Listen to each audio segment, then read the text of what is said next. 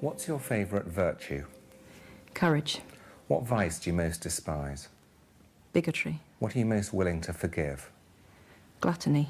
What's your most marked characteristic? I'm a trier.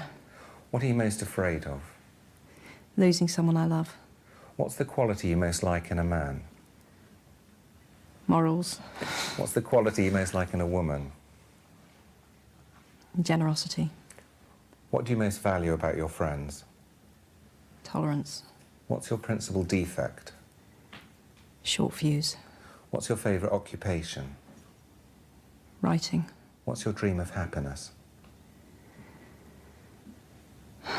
Happy family. The desire for a happy family comes, in part, from a difficult childhood.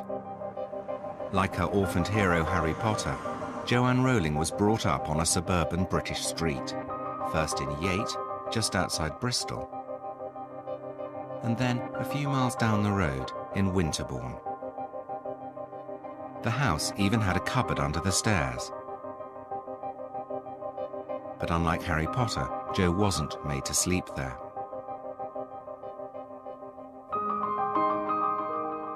She shares the same birthday as Harry Potter, the 31st of July.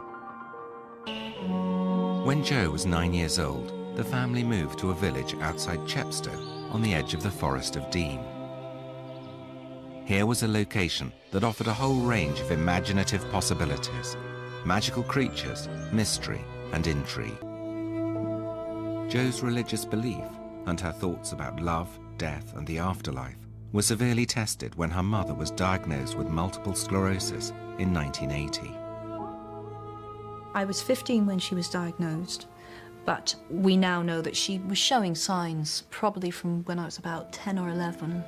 And then it just got worse and worse, and she decided it was time to visit the doctor, but she wasn't expecting to hear anything. And then, you know, a year of tests, and there we were. She had a very virulent form of the illness, and at that time there were no drug treatments at all. They said, well, you've got multiple sclerosis. See you. The illness was to have a devastating impact on the two girls, particularly as they found their father difficult. Jo's relationship with her own father was far from ideal. Anne Rowling died in 1990.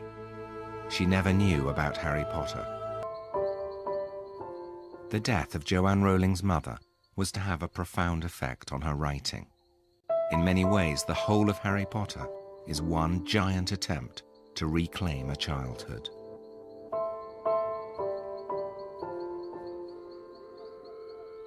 You think the dead we have loved ever truly leave us? You think that we don't recall them more clearly than ever in times of great trouble? I'd been writing for 6 months before she died. The weird thing is, the essential plot didn't change after my mother died, but everything deepened and darkened. Harry was always going to lose his parents, and it was always going to be a quest, really, to avenge them, but to avenge everyone against this creature, this being who believes that he can make himself immortal by killing other people. So that's something I created before she died, but yes, it seeped into every part of the books. After her mother's death, Jo moved to Portugal to teach English as a foreign language. She married Georges Arantouche, a television journalist. Together they had a daughter, Jessica, but the marriage failed after 2 years. Jo succumbed to depression. I'd had a short and really quite catastrophic marriage, and I'm left with this baby, and I've got to get this baby back to Britain, and I've got to rebuild us a life. And adrenaline kept me going through that, and it was only when I came to rest that it hit me what a complete mess I had made of my life. And that hit me quite hard. We were as skint as you can be without being homeless. In other words, we were existing entirely on benefits. And at that point, I was definitely clinically depressed. And that's just characterised for me by a numbness, a coldness, and an inability to believe that you will feel happy again or that you could feel light-hearted again. It's just all the colour drained out of life, really. And I loved Jessica very, very much, and was terrified something was going to happen to her, because I think I'd gone into that very depressive mindset where everything's gone wrong, so this one good thing in my life will now go wrong as well. So it was almost a surprise to me every morning that she was still alive. I kept expecting her to die, or it was a bad, bad time. The Harry Potter books may be located in an alternative fantasy world, but they're filled with the pain and dilemmas of real life. They address serious moral questions about the nature of trust, loyalty, integrity, and the need to make a stand against evil. Here she is with her husband Neil on a private jet her publisher has hired for them. He's a doctor. They married in 2001 and have 2 children, David and Mackenzie. Hollywood comes to her. She doesn't need to go to Hollywood. They're discussing the building of a massive 20-acre Harry Potter theme park in Florida and are seeking her approval. Every week, Jo Rowling receives up to 1,500 letters, either from fans or from people asking for charitable donations. Initially, I was very disorganised with my giving. I didn't have a thought-through system. And again, that was becoming a bit overwhelming as well. So I have a charitable trust now, and we've refined the objectives of the trust, which was a very useful exercise. So the trust does multiple sclerosis research, and that's one side of what it does. And then it mainly targets projects, large or small scale, that are to do with the alleviation of social deprivation, with a particular emphasis on women's and children's charities. As we discussed. Jo Rowling has given away millions of pounds. She's never forgotten what it was like to have very little money.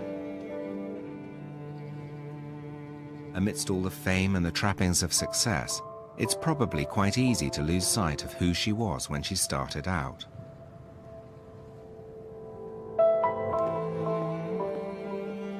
So I wanted to take her back to her old flat in Leith, where she finished the very first Harry Potter book, and find out what her life had been like then. It's only a few miles from her main house in Edinburgh, but this is the first time she's been back.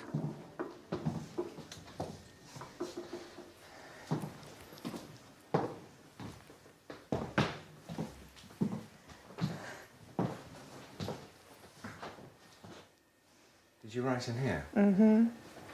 This is really the room. Well, I finished Philosopher's Stone in here. This is really where I turned my life around. Completely. I mean, my life changed so much in this flat.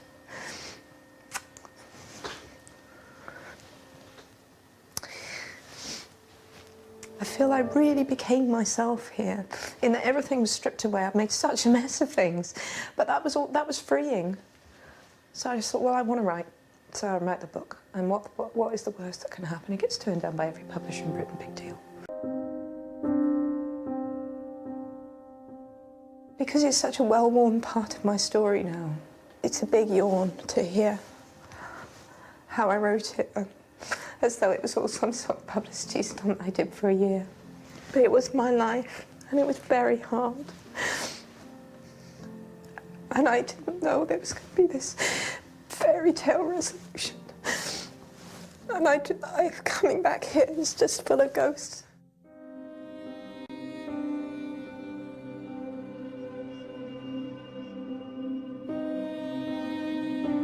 For most writers, the act of writing is a form of therapy, a way of making sense of the world and their place within it. Now, Jo Rowling is writing again. When were you happiest? Hospital for the birth of each of my children, and Venice last year with Neil. What's your biggest regret? That I didn't keep my mother on the telephone longer the last time I spoke to her. What do you still want to achieve? I want to get better. Do you ever feel you just got lucky? Having the idea was lucky. Do you ever feel a fraud?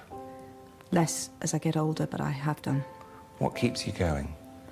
I'm a born trier. Why do you still write? Because I love it and I need it. How would you like to be remembered? As someone who did the best she could with the talent she had.